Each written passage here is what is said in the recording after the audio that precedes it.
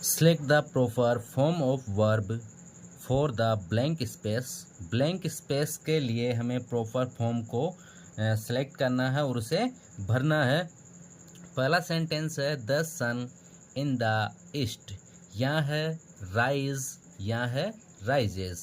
The sun in the east, तो rises अगर हमारा सब्जेक्ट ही, सी, इट और सिंगुलर नाउन हो, ही, सी, इट और सिंगुलर नाउन हो और नेम हो, तो वहाँ पर हम वर्ब की फर्स्ट फॉर्म में एस या ईएस लगाते हैं। तो यहाँ पर ये है वर्ब की फर्स्ट फॉर्म और ये है वर्ब की फर्स्ट फॉर्म में एस या ईएस। तो सब्जेक्ट के अनुसार हमारे पास में आएगा राइजेस। और यहाँ पर ये सेंटेंस जो है ये एक सार्वभौमिक सत्य है, तो ये प्रेजेंट सिंपल टेंस का सेंटेंस होता है। ही always the truth, speak, speaks. ये है वर्ब की फर्स्ट फॉर्म, ये है वर्ब की फर्स्ट फॉर्म में एस या ईएस। यहाँ पर ही, सी, इट और सिंगुलर नाउन और नेम, इनके साथ में वर्ब की फर्स्ट फॉर्म में एस या ईएस का प्रयोग करते हैं। तो यहाँ है स्पीक्स, वर्ब की फर्स्ट फॉर्म में S. He always speaks the truth. Ramesh for a walk at 6 AM। तो रमेश एक नाम है, तो नेम के साथ में वर्ब की फर्स्ट फॉर्म में एस या ईएस लगाते हैं। तो ये है वर्ब की फर्स्ट फॉर्म में, यहाँ पर जुड़ा हुआ है ईएस और ये है वर्ब की फर्स्ट फॉर्म। तो रमेश के साथ में आएगी वर्ब की फर्स्ट फॉर्म में एस या E S. Goes,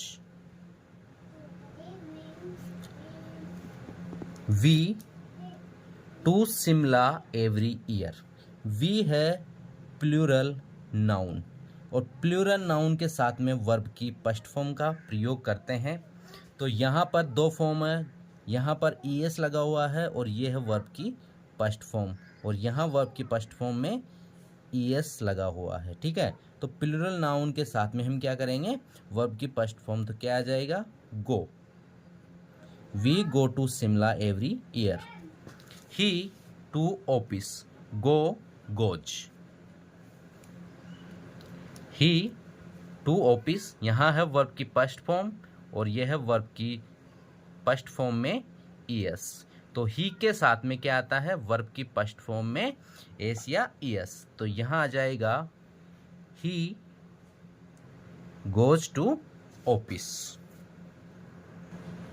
question number 6, they not write a letter. यह है वर्ब की फर्स्ट फॉर्म, वर्ब की फर्स्ट फॉर्म और ये है नॉट नेगेटिव सेंटेंस है। तो वर्ब की first form negative sentence affirmative ये प्रेजेंट सिंपल टेंस के नेगेटिव सेंटेंस में आती है। यहाँ हेल्पिंग वर्ब है डू और डज। तो डू हेल्पिंग वर्ब का प्रयोग किया जाता है आई, वी, यू, दे और प्लूरल नाउन के साथ में। तो यहाँ है दे, तो दे के साथ में आएगा हेल्पिंग वर्ब के रूप में do. They do not write a letter. It not rain, यहाँ इट के साथ, यहाँ पर डू का प्रयोग किया जाता है आई, वी, यू, दे और प्लूरल नाउन के साथ में, और डज का प्रयोग किया जाता है ही, सी, इट, नेम और सिंगुलर नाउन के साथ में। तो यहाँ पर इट के साथ होगा डज का प्रयोग, it does not rain.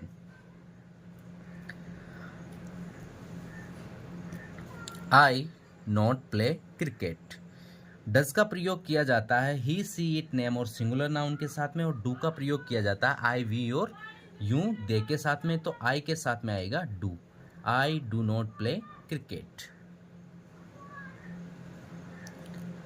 We not go to office, I, we, you और दे के साथ में आता है डू हेल्पिंग वर्ब के रूप में।